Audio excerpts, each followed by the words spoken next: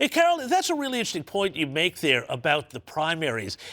Is this an indicator that the Democrat Party has now shifted so permanently so far to the left that to win that nomination, you have got to take some pretty extreme positions before you can even start to talk about tacking back to the center and presenting a more moderate view of Democrat politics, that old school vision of Democrat politics that was probably more pro-American and pro-normal middle class, start to take that against Donald Trump?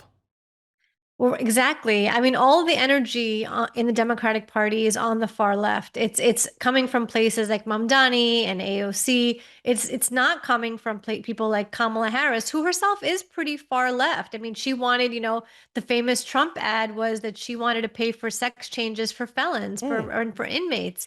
That's pretty far left on its own, but she's a moderate compared to the Mamdanis and the AOCs.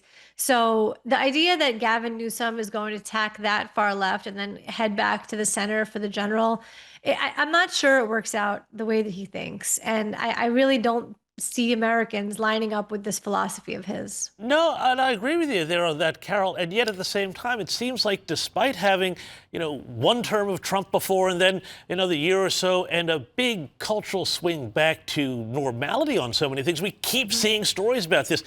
To stay around this topic, I saw a story today where a child had been withdrawn from their school in Washington State after a teacher who identified as non-binary formally requested not to have that child in their class because of their parents' political beliefs. Does this mean that a conservative teacher could say, hey, I don't want that libs kid in my classroom? Talk me through this. Yeah, my kids are in big trouble, I'm sure, if that's the norm that we're going to be going for here.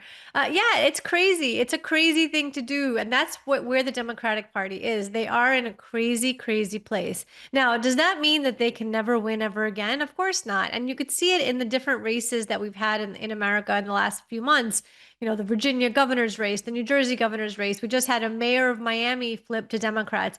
The Democrats are energized to come out and vote in a way the Republicans just aren't. So even with their crazy ideas and all of that, Democrats do have a chance. So I don't think that it's smart for Republicans to dismiss it like, oh, nobody's ever going to vote for these lunatics.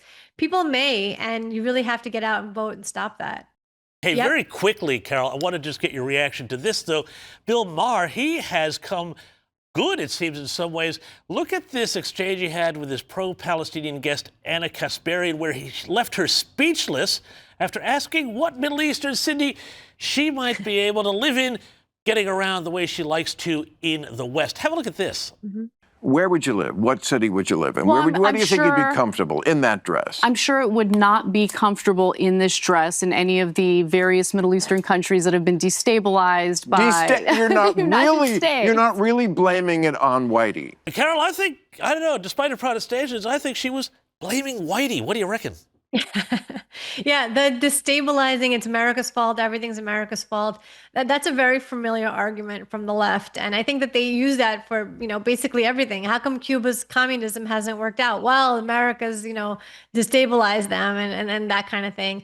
It's a very just typical old argument. He got her. He absolutely got her. He lured her into the trap and she was stuck in it because she knows that the only place that she could go and wear that dress cities in Israel. And that's really what that was all about. Scott Jennings of CNN did a similar thing in a panel recently where somebody was complaining about, the Islamic republics in the Middle East. And he got them to admit that Israel was the only place where you could have free speech and you could be yourself in the Middle East. So I love to see this. These people need to be called on their ridiculous opinions. And, I think Bill Maher did a great job. I agree 100%. You love to see it. Karol Markowicz, thanks so much for joining me. And everybody, check out the James. Karol Markowicz Show.